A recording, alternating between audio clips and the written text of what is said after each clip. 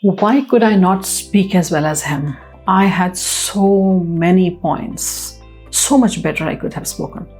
What was that look on the boss's face? I hope they weren't judging me wrongly. After walking out of the meeting room, the feeling of dejection starts to descend all over you because thoughts like these race through your mind. Why couldn't I speak better than XYZ? I had so many better points. What was that look on the boss's face? What were people thinking about me? Was anybody judging me? Did I say something wrong?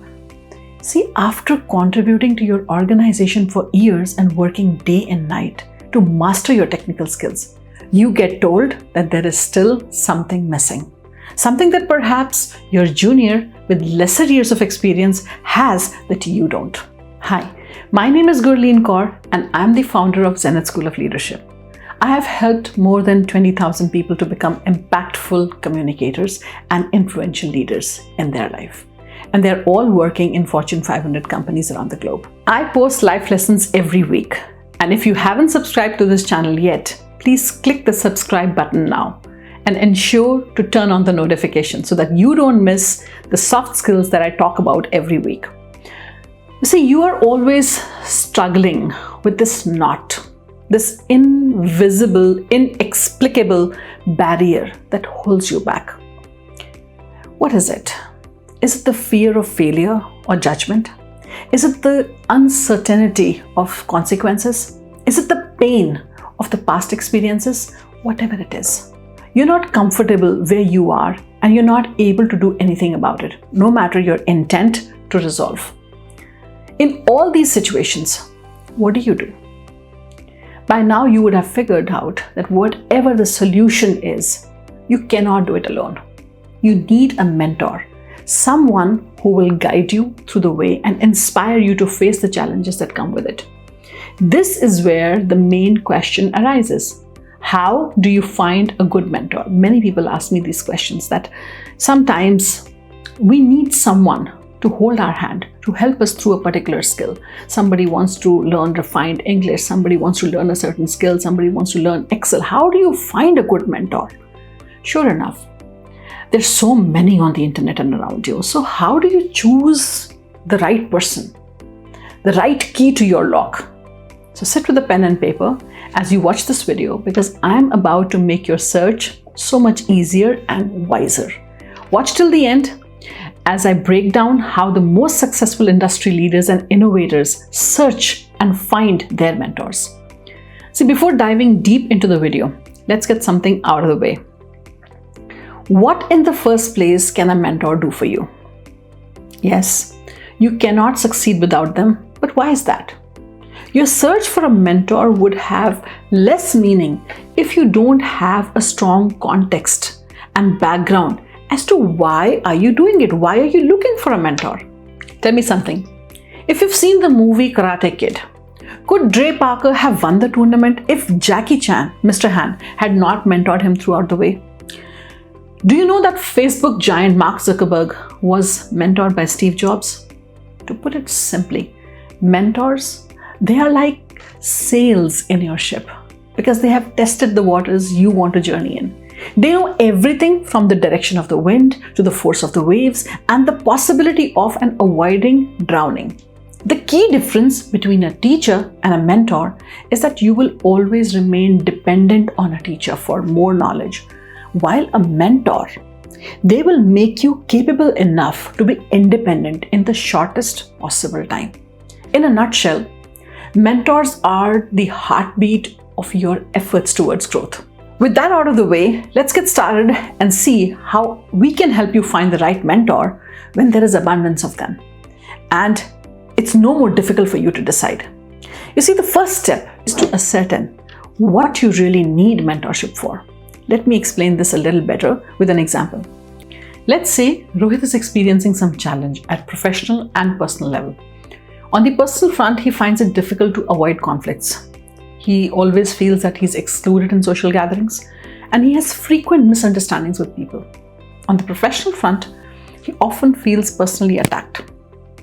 Every feedback session leaves him drained and he finds it difficult to beat procrastination And he's not too good at presentations, and that makes him a little inconfident while sitting in presentations. Now, this is where the pivotal part lies. Most of us over here, we face multifaceted challenges, and they all lie together. They might be on different planes, but for us, it's one person who has to handle all of them at one point of time. Now, Rohit has three options in this case. One, he could seek different mentors for different concerns. Now, what will happen? This is going to overload him with too much information coming from all corners, and he's going to be one person, and he is going to be utterly confused trying to process all the kinds of information coming to him. Ultimately, he'll still feel defeated because his efforts are going to take him nowhere.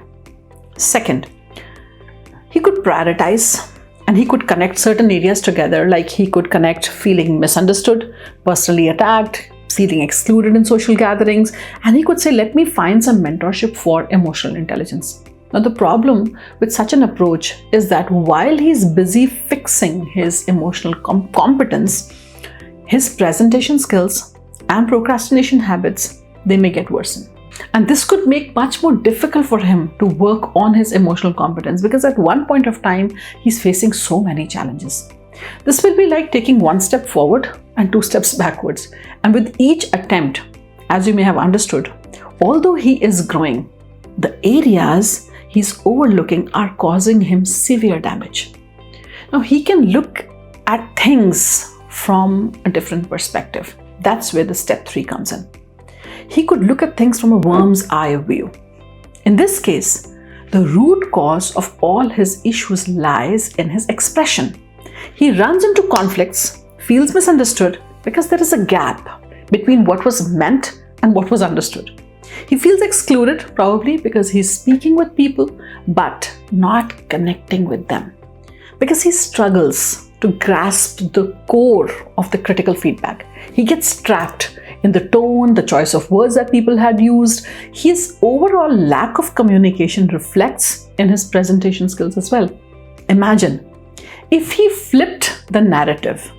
In each of these scenarios, his intrinsic motivation, that will be fueled. And when that is fueled, it is enough for him to break the procrastination with some tweaks here and there. Likewise, now look at the problem closely, any problem that you have, and get to the root of it. And then think about it. Can a single solution trigger the chain of resolutions? That's how you narrow down your key concern. Don't try to look at all your problems differently. Try to find a common ground. What is the commonality? What is a pattern? What is something that's reflecting in every single problem that you're facing? Next, this is the time you research and you make a list. And I don't mean that you enter best digital marketing mentor in the location XYZ in the Google search box and then list the first 10 names that you see. I want you to spend time and effort and check each mentor out on the internet. Read about them and their stories. Explore their online community. Read the posts that they upload and ask yourself, is this where I want to be? If yes, then add them to your list. Third, make a well-informed choice. Now, this is where I want you to spend maximum time.